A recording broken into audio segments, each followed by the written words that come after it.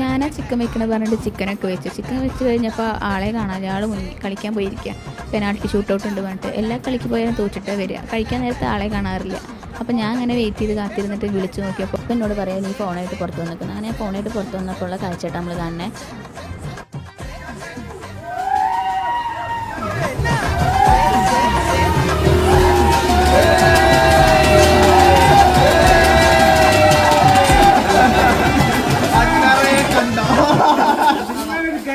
എന്താ സംഭവം?